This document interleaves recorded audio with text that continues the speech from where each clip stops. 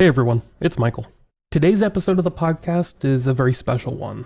Not only is it an interview episode with a special guest, who I'll intro in just a minute or so, but it happens to come out on a big anniversary. The day this episode comes out, October 7th, 2025, happens to be 10 years to the day that I uploaded the very first episode of Unresolved. A lot has changed since then. Not only for me personally, but I'm sure for all of you listening, and I wanted to take a moment to say thank you to everyone for coming along for the ride. So, to all of you out there listening, yeah, you there, right now, with the face, thank you for listening to and supporting Unresolved in your own special way. It truly means the world to me. And honestly, again, from the bottom of my heart, thank you for helping make this show what it is. On today's episode of Unresolved, we are joined by very special guest, Jake Tapper. You may know him as one of America's most recognizable newsmen. He has been the host of CNN's The Lead with Jake Tapper since 2013 and one of the co-hosts of State of the Union since 2015. He's moderated presidential debates, served as a senior White House correspondent for ABC News, and received numerous accolades for his reporting and writing over the years. Today, Jake joined me to talk about his new book, which is coming out the day this episode comes out, October 7th. It is called Race Against Terror, and it is an incredible read. The book opens with a moment that sounds almost too strange to be true. On a ship packed with migrants crossing the Mediterranean, a small, nervous man pulls aside an Italian officer and calmly says he's not a refugee, he's a fighter. He says he's with al-Qaeda. That man's name is Adnan Ibrahim Harun, though he goes by a chilling alias, Spin Ghul, also known as the White Rose. What follows is the unbelievable story of how this self-proclaimed jihadist, captured after a US ambush in Afghanistan and lost to years of chaos and prison transfers, suddenly reappears on a crowded refugee ship bound for Europe. Tapper follows the thread from that chance encounter all the way to Brooklyn, where a team of FBI agents and prosecutors work for years to bring Spin Ghul to justice. The case winds through black sites, diplomatic standoffs, and an American courtroom that must decide how to try a man who fought on a battlefield, not a city street. It's a legal and moral puzzle, one that forces everyone involved to confront where the line between soldier and terrorist, between vengeance and justice, really lies. But the story's heart isn't just in that courtroom. Jake Tapper intertwines it with the family of an American soldier killed in Spin Ghul's ambush, and how his loved ones struggle to make sense of a loss that rippled across continents. By the end, the book becomes about far more than just one act of terror. It's about the cost of the endless war that followed 9/11, about grief that refuses to curdle into hate, and about what it takes to hold on to your humanity in the face of the worst that humanity can offer. Now, with all that being said, here's my conversation with Jake Tapper.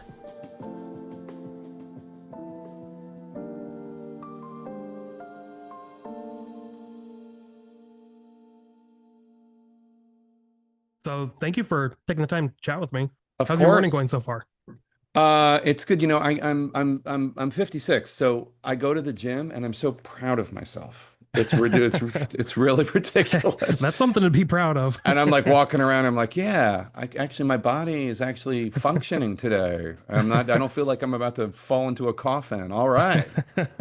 I'm right there with you. I'm 35. I have a 6-month-old son, so if I could get him in the stroller and go for a walk in the morning, well, you're I'm exhausted. That's what you're going through. That's a whole different thing. You're exhausted. They got the best compliment of my life about this book from a new mom who was telling me that she was on a plane to LA and she couldn't put the book down even though she was so exhausted from having babies. And I was like, oh my God, that's the greatest compliment in the world, because I know that exhaustion. That's exactly how I feel too. Yeah, no, it gets better. They do sleep. They do sleep. Yeah. I promise. Yeah. I've got a 4-year-old and things were starting to normalize again. She was about 3 when we found out that we were pregnant with the second. I was like, oh, there goes free time again. Yeah. It's good though. It's good. Yeah. And then they get older and then they go to sleep at 7 or 8 and you're like, oh wow, all this free time. Yeah. But it's funny, I was in like the same boat because I've been trying to read for, like 2-3 months now, and it's just trying to keep the attention span is so hard. But reading this book, it was like, it's a fast-paced like thriller with all these different twists and turns. Thank you. It was really cool. Thank you. Yeah, well, that was the goal, is to write it like a thriller. Yeah. It feels very cinematic. I don't know if that's what you're going for, but it feels that way. Well, I mean, the story just is that way. So yeah, I mean, I leaned into it as much as I could. Okay. But I mean, yeah, Nice. Well, getting started, I'll record like a little forward to put on this episode to kind of like catch listeners up with what the story is. hmm But would you mind touching upon how you learned about this story and what made you sure. want to write a book about it? You want me to do that right now, or you want to do it like at? Sure. Yeah. Whenever you're ready. So, um, it's just a very simple story, really. So I wrote a book called The Outpost about a base in Afghanistan that was doomed. I wrote that. It came out in 2012, and it was a very meaningful experience to me. And then I didn't want to just follow it up with any other nonfiction book. I wanted to feel as dedicated and devoted to whatever my next nonfiction project was as I was to The Outpost. And so years passed, and I wrote a few novels. Um, and then one day in October 2022, I was out in rural Virginia. It was my son's paintball birthday party. And because it's so far away from DC, I have like pizza and salad and drinks and snacks for the grown-ups so they don't have to drive an hour 4 times as opposed to just one visit out and back. So all the adults are just sitting there, the parents, and one of the dads comes over and says, "Oh, I know Dave Roller from The Outpost." Dave Roller's a character in The Outpost, a real person, obviously. And I said, "Yeah, that book was really tough to write for a lot of reasons, but one of them is the military keeps such horrible records, and whatever records they have, they just don't share them." And he's like, "Tell me about it." And then he proceeds to tell this story that is the story of Race Against Terror. It starts on the deck of an Italian cruise ship in the middle of the Mediterranean during the Arab Spring. The cruise ship's been commandeered by Berlusconi, the prime minister, to bring thousands of refugees from the southern Italian islands to the mainland.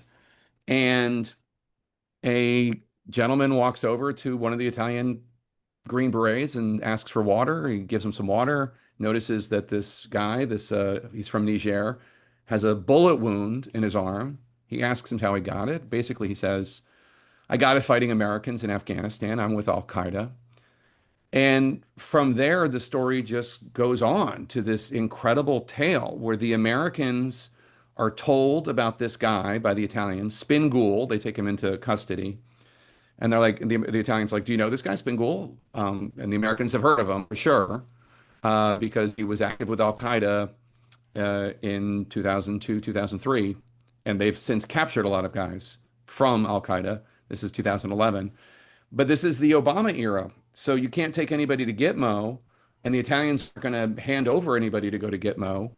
The Americans have to prove a case before extraditing Spin Ghul, before Obama or the Justice Department will even bring him to the shore. So there is this race to prove a case, and it's all sleuthing. How do we prove that this guy did what he says he did? Because he said he killed Americans. He said he wanted to blow up the U.S. Embassy in Nigeria. How do we prove it? And the story of the sleuthing was so compelling. And I said to Dave Bitcower, who is one of the heroes of the book, "Has anyone told this story before?" It was just so good. I couldn't believe that no one. And he's like, "Well, people covered it when he was brought to court, but no, not really. No, he's covered the sleuthing of it all." And this is the only instance in American history of a foreign terrorist prosecuted in a criminal court in the United States for killing service members on a battlefield. It's never happened before.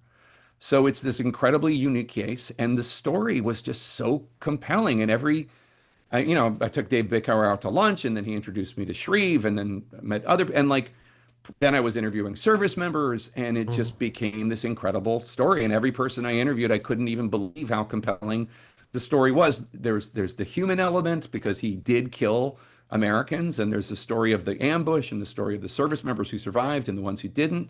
And then there is just the heart pounding race to build a case and to get this guy locked up so he has said he wants to kill as many Americans as possible. He thinks the embassy bombings in Tanzania and Kenya were like the greatest achievement in terrorist history. He wants to do that. So it just became this project of love and also just a fascination because it was just so interesting. Yeah. Yeah, it is.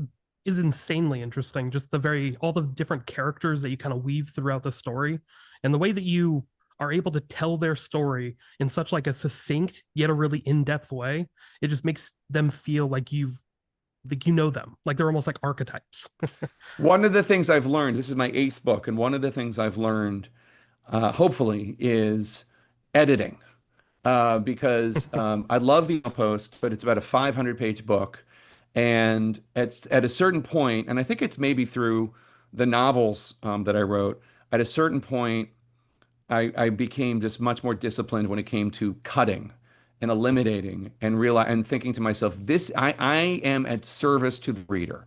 Needs to be for the reader. This is for no one else. When I wrote The Outpost, I felt like I was writing it for the service members, and I wanted a Mhm. record of all these people and all these stories. And so I cut very little.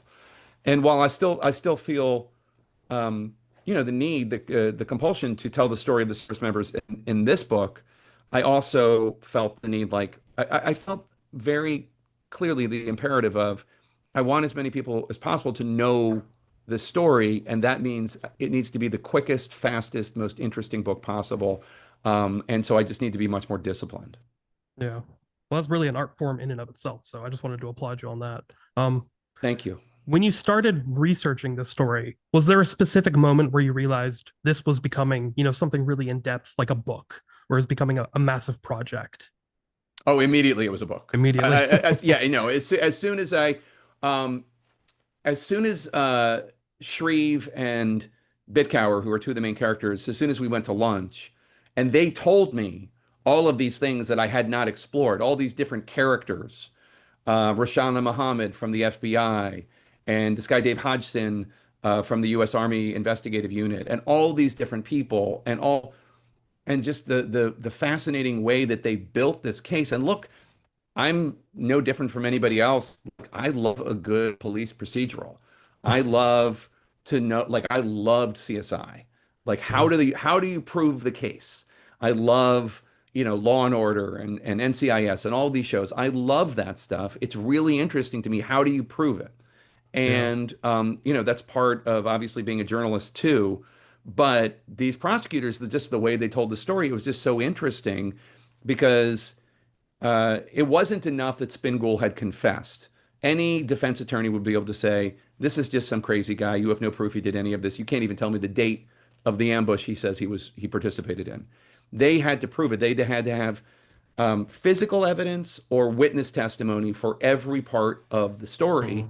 and they did such an incredible job. And once I got my hands on uh, the case files from one of the prosecutors, Matt Jacobs, I was just like, this is going to be a great book. And also, one of the things about it is, even though Spin Ghul would not cooperate with me, he's in prison. People will be happy to hear, but he would not cooperate. His story is in the book. Like, he is a character in the book. He's not just some nameless, faceless terrorist. He is a real person Mhm. whose story, whose tale from poverty in Saudi Arabia, all the way to trying to kill Americans in Nigeria and also in Afghanistan is told. I mean, obviously, I'm not sympathetic, but it Mhm. is a real story of a real man, and that also was a gift when it came to telling the story because very seldom do you get the full biography of one of these terrorists from radicalization to arrest. It very Mhm. seldom do you hear the whole thing. Yeah. On my podcast, I typically cover, true crime, mystery, stuff like that. And so when you do learn about a suspect, for me, the most interesting part of true crime is trying to figure out why they did Yeah, what they did, yeah, what motivated them to commit such a crime.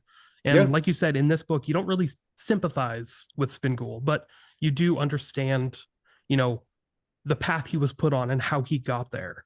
And Yeah, even, by the end, by the time that he's encountering the prosecutors and all the other individuals involved, you realize that he's likely been sitting in this Libyan prison for 5, 6 years. And, yeah. you know, he's just, it's He hard was, not to understand him.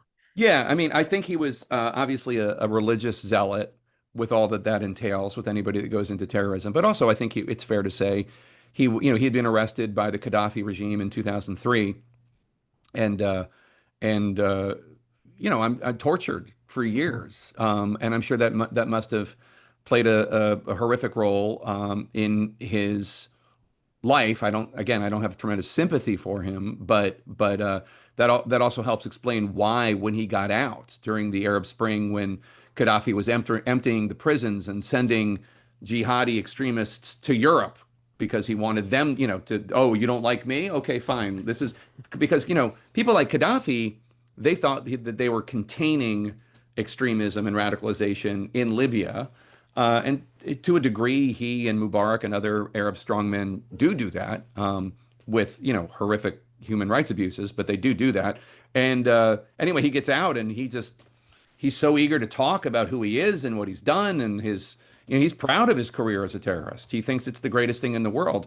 Dave Bitcower, the prosecutor who told me the story to begin with, when he was at Yale, he got to interview Ron Darling, he was a Yale pitcher and then went on to play for the Mets and was in the World Series winning Mets. And Dave interviewed him about a no-hitter he had pitched at Yale. And you'd think, the guy went on to win the World Series. Who cares about a no-hitter in an Ivy League school? But he knew every detail, knew every detail. And to Dave, Spin Ghul was like that. Like he thought of himself as telling the day of his greatest game. Like he just remembered every detail of it. Yeah, and that's like not impressive, but the fact that he gave this testimony to prosecutors in Italy, I believe. Yeah. And he was able to recall it. What was it, like almost 10 years after the fact? Yeah, it's 2011 and the attack was 2003. Yeah. Yeah. So 8 years later, and he's recalling all these minute details that during his prosecution ended up, they connected it with the available evidence. That's just incredible. Because none of the soldiers testified that they remembered him per se. You don't see a lot of the people that are trying to kill you in a battle, but they all had the same memory of the ambush. And that was one of the things that Melody Wells, one of the prosecutors, and that's part of the story when she does her closing. One of her skills, one of her talents was to tell the story of the attack from Spin Ghul's perspective as verified by his victims. And you'll remember then he said this about the helicopters, and these service members remembered that. And you'll say he remembered this about the death of one of his fellow al-Qaeda operatives, and you'll remember these guys said that too. And she was able to tell the story and weave in witness testimony, physical evidence, and it was just such a fascinating tale. Honestly, like I feel like the story itself is. I'm glad you like the way I wrote it, and I'm honored and flattered. But the story is just so good. Forget me. Forget the book. The story is just so incredible. When I heard it, I was like, oh my God. Yeah, when I learned about how the prosecutors and all the investigators involved were able to piece together this evidence from a crime scene, or I guess a battle, across to them it was a crime scene. Yeah. And they investigated it just like they would a crime scene. They took the evidence and I believe it was it the Domex system? Yeah, that was used to catalog all the the papers and stuff like that. And yeah, it is the Domex system, which is like if you picture the end of Raiders of the Lost Ark, the giant warehouse with every crate ever, like that is what the Domex system is. It's just the documentation of everything having to do with terrorists or battles, and to traverse that, they had a guide almost, a guy named Dave Hodgson, who knew where everything was. But also there was evidence of photographs from the battle scene, and they couldn't find things. They didn't know where they lived anymore. So then the prosecutors and the FBI agents and such had to go and talk to the service members. Does anybody know where this is? Like a Quran. Does anybody know where this is? It's a notebook. And they had to track it down. And that's when you get into the service member story. There's a lot of the story of the ambush is a big part of the book also, because that's the actual crime. But then also the service members, some of them took back some things from the battlefield as trophies or just remembrances of their battlefield. And like the prosecutors had to figure out where they all were. One of the most intriguing notes is the near the end of the book during the trial, you find out about there's a Quran that has specific physical evidence linking Spin Ghul to the scene.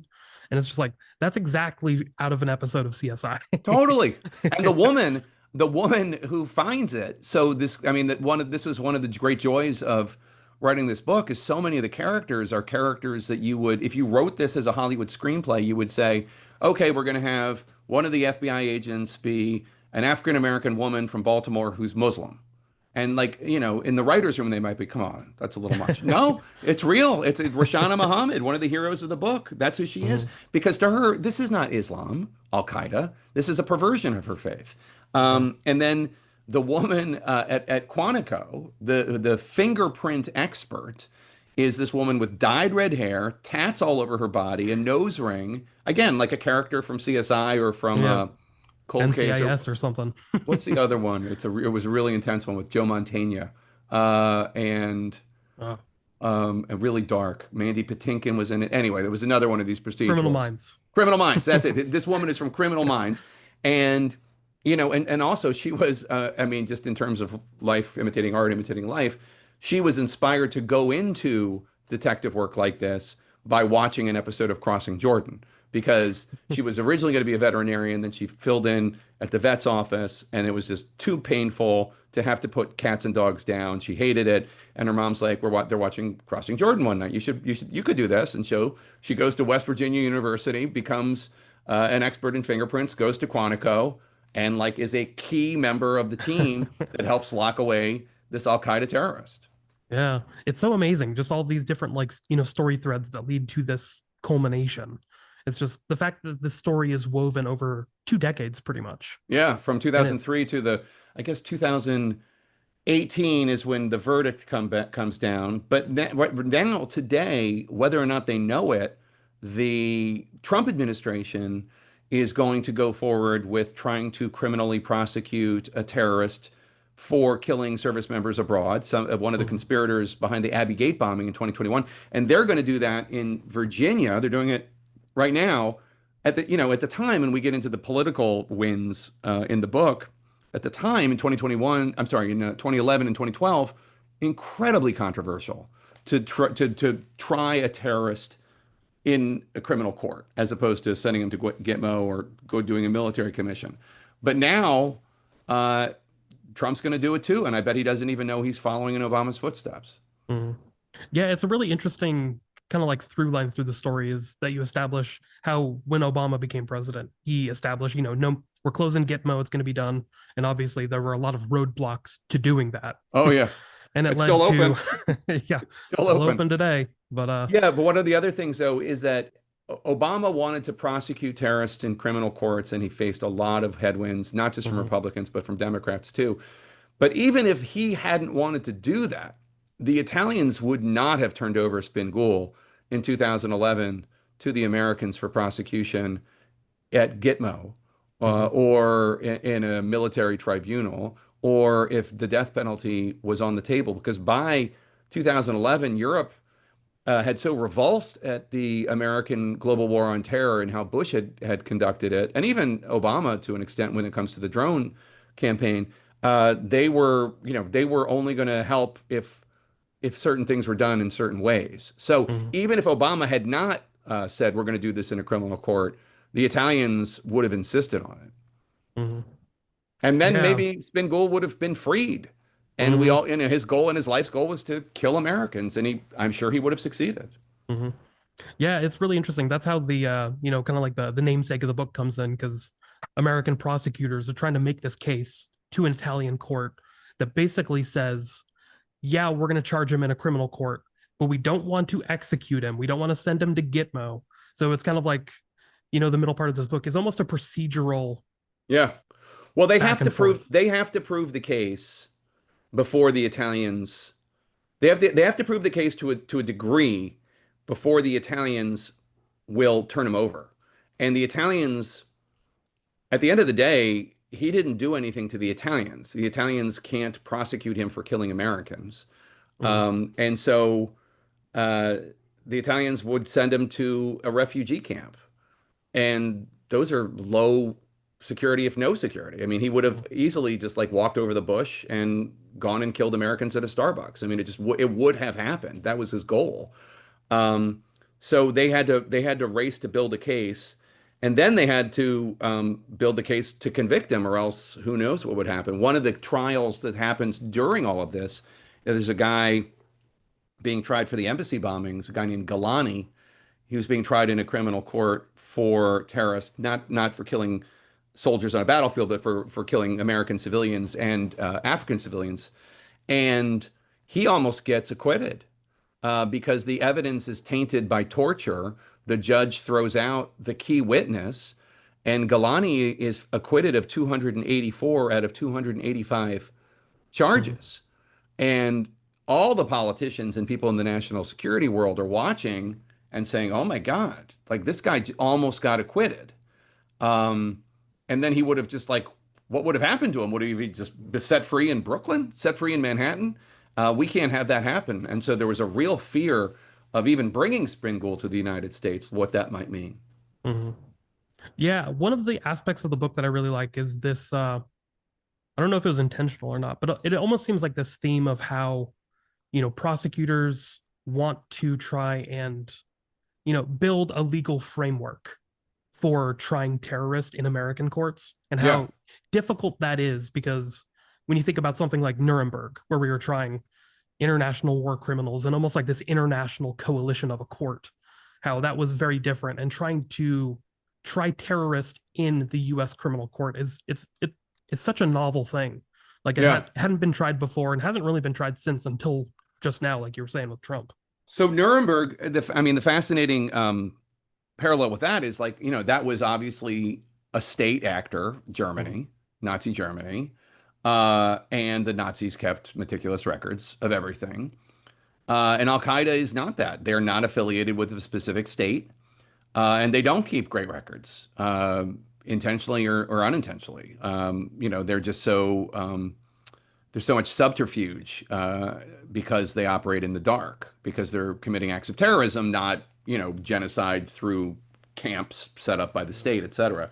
So it's completely different. And the debate over which is the best way to go after terrorists, is it military commissions or is it criminal courts?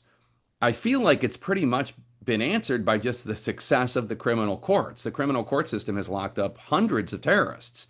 And the military commissions, because it's still so new and the law is so fresh and debated, um, and also because so much of the evidence is so tainted because Mhm. of the torture, that the criminal courts have really just won the argument based on the merits. Mhm.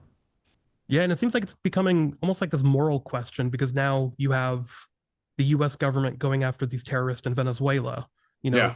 using Narco drone attacks to terrorists. just Right. kill them extrajudicially. And it just seems like this type of story is more, I don't know, needed than ever, to remind It's people so, that things it's have a interesting. different moral Yeah. outcome. It's interesting that you raised that because I covered that earlier this week on my CNN show, and the idea of what President Trump is trying to do is really fascinating, and I guess depending on your political and legal point of view, either great or disgusting. But what he's trying to do is take the model that U.S. presidents since Bush, including Obama, have created, which is we have the right to protect the American people from terrorists who want to kill us. Therefore, we assert this right to, you know, kill people in Yemen with drones if we want to. And Trump in February declared Tren de Aragua, this Venezuelan cartel, drug cartel, a terrorist group. Just on his own, he did that, which he can do. And then is saying because they kill Americans through the drugs that they sell to the United States, we have the right to kill them extrajudicially, as you note, by striking their ships. And this Congress does not really have the appetite to challenge anything President Trump does. But it is an interesting debate because I don't know that a court would uphold that. I don't know if anybody's going to challenge it, but I mean, certainly Americans dying by drugs is horrible, and certainly I shed no tear for any member of Tren de Aragua who gets killed. But is it the same thing? Is selling drugs in the United States and those drugs kill people? Uh, is that the same thing as 9/11? I don't know that it is. Mhm. And so I mean, I think it's at the very least, I think it's an interesting debate and and an interesting discussion about the need to have rules and also just debates about these topics. Most world leaders, as Trump is no exception, don't want any discussion or debate over anything they're doing. But I do think that you take this conversation in an interesting place because of the assertion of these powers when it comes to drug cartels. Mhm. Yeah, and it's I am just like after reading this book, I'm reminded that there is a better way to go about things. That, we read in this book that the US government was able to successfully build a case against Spin Ghul and convict him in a US criminal court. Yeah. And it is just reminding me and hopefully many of the readers out there that, this was a very successful outcome. And we could see other successful outcomes like this in the future if we proceed to go down this route.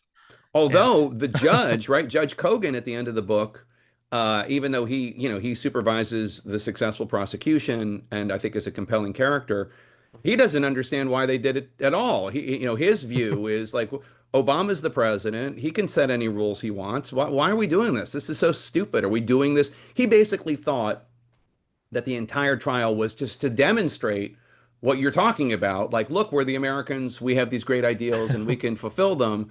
And he thought it was kind of stupid. Like, why are you doing this? He's obviously guilty. Lock him up. Like, you don't yeah. have to send him to a supermax in Colorado. We have Guantanamo. Like, you're the president. You can make up any rule you want, which is an interesting. I thought that would like so many times, and I would be interviewing people for the book. They would say something that surprised me, and when Judge Kogan said that to me when I interviewed him, I thought it was fascinating because he supervised this demonstration of our ideals, and he thought it was kind of a waste of time. Yeah. Yeah, it's an interesting moral dilemma. And it's just like one that's proposed by the book, one of many. And I just wanted to ask, you mentioned that that was a very surprising thing from Judge Kogan. What was the Yeah. most surprising thing you found out while researching this book? The two that stick with me the most are opposite sides of humanity.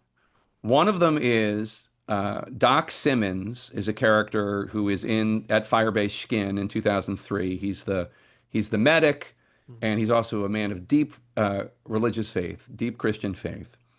And he has on his kit an illustration of Jesus, I think, washing the feet of no, Jesus and the Romans, and Mhm. Jesus forgiving his persecutors. And it's a reminder to him of the humanity of all of us, even our enemies. Here's Jesus with the Romans, and if Jesus can find it in him to forgive the Romans, I am here to be a physician for everybody. And he goes into battle thinking that, like that I will help Afghans, I will help al-Qaeda, I will help the Taliban, I will help insurgents, I will help my men first and foremost, but I will help anybody.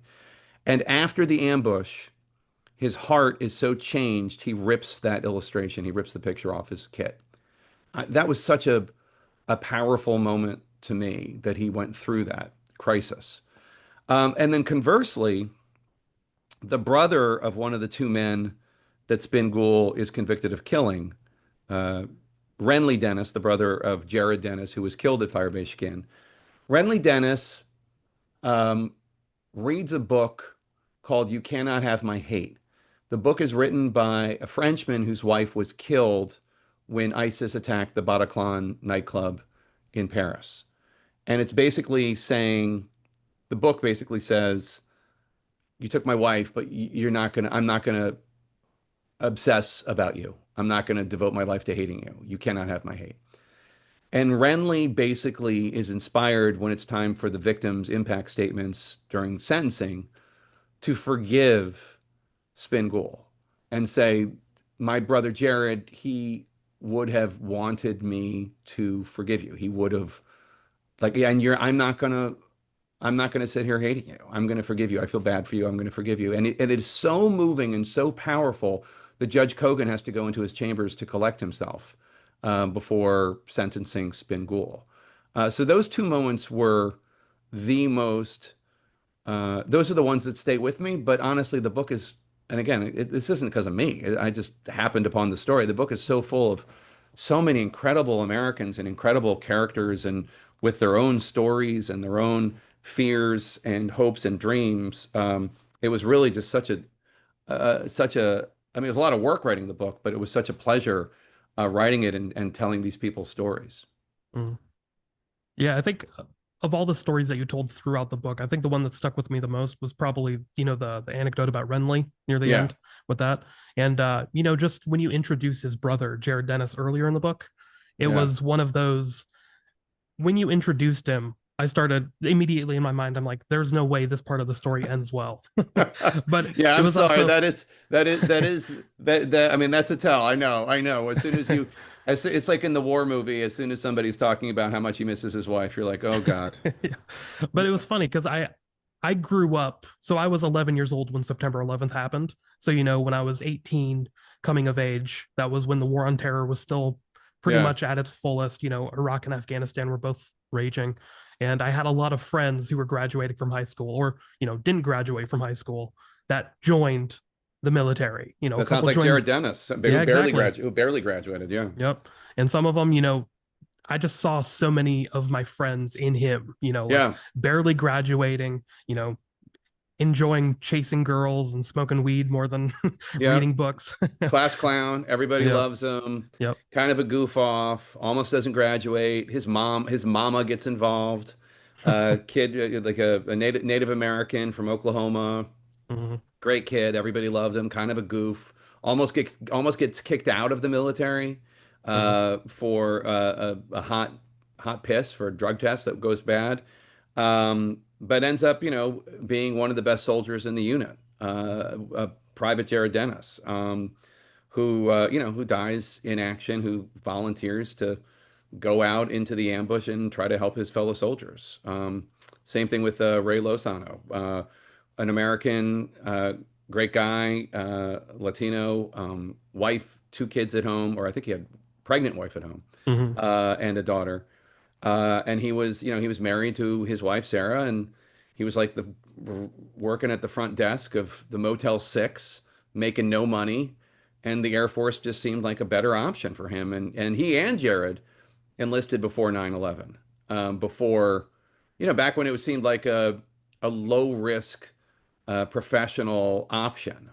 Uh, I mean, people forget the 90s, but that's what it was like. There were a lot of people who served in the 90s who never saw a lick of action, and Mhm. there was no risk. I mean, there were wars during that period. There was Panama, there was Yugoslavia, but still nothing that the U.S. was directly involved in for a long, long period of time.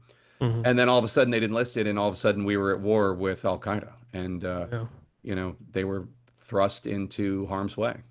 Mhm. Yeah, it's funny you mentioned the 90s. Both my in-laws were Air Force in the late 80s, and it was right before the Gulf War. That was when the military did the big like, we're going to try and let everyone go, give them signing bonuses, and then 2 years later, Gulf War. Right. So it's just Yeah. like we forget how the military was seen as this almost like a safe option. Yeah. No, like, I graduated from college in 91, and the military was never even something I thought about, Mm, because it wasn't like, other than the Gulf War, which was a very short war, and we were not attacked. Kuwait was attacked, mm, and it was an exertion of force against Saddam Hussein, but it was a very quick war. Americans were killed in it, and I don't mean to say it wasn't a big deal, but it wasn't what Iraq later became or Afghanistan later became. Anyway, it's just like it was great and heroic that people were joining the military, but it was just a different vibe because it wasn't. Um, it, the idea that you weren't going to make it out was a and I don't think anybody in the time in the 80s, no, very few people probably thought that way. I certainly didn't anyway. I'll speak for mm. myself. It's just like the idea, like we hadn't been involved in a very serious war since Vietnam. Yeah, yeah, it's yeah, just crazy to think about how times have changed. But Oh, it's very different today. It's yeah, very different today. yeah. But we got a few minutes left. I just wanted to applaud you on the great book. It's a very compelling, very cinematic. Do you want to leave the listeners with any thoughts before we get going? No, I mean, just one of the things that was just fun about writing this book is like, I write fiction too. But nonfiction is just it's more in my blood just because the true stories of what people go through. And in this book, there's so many great Americans represented. The whole American mosaic is represented in this book. Every race and religion and background is there. And I just thought it was just when Dave Bitcower told me the story, I'm like, this is the greatest yarn I've heard in a long, long time. And I just if I bring even a half of that to the book, then I'm honored, and I hope people enjoy it. Well, I think they will. I think it's going to be a great book, and I appreciate your time. Thank you so much for chatting with me. Thank you. It was a real honor. Yeah. Hopefully we get to chat again soon with your next book. Okay. I haven't started that one yet, so give me a little time. Yeah. Take a well-deserved break. Okay. Thanks, Michael. I appreciate it. Yep, Stay in touch. Thank you. Bye-bye. Take care. Bye-bye.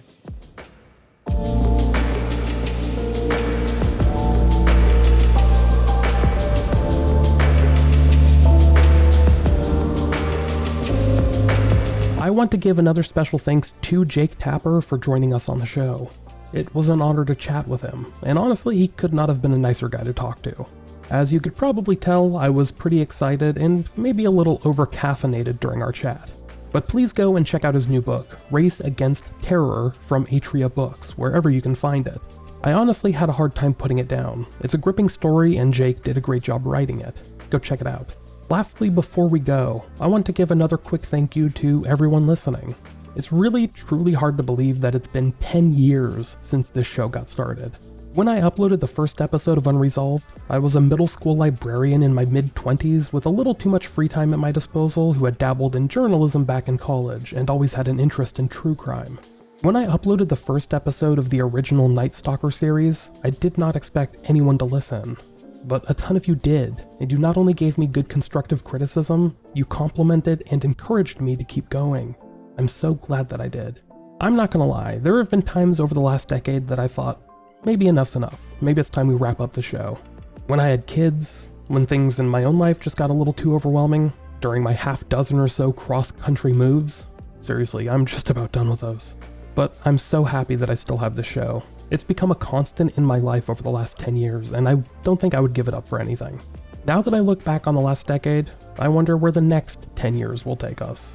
Hopefully I'll get to release another special episode on October 7th, 2035, which, holy shit, does not seem like a real year. Anyhow, until next time, I hope you all stay safe and stay healthy. I will talk to you all later. Bye.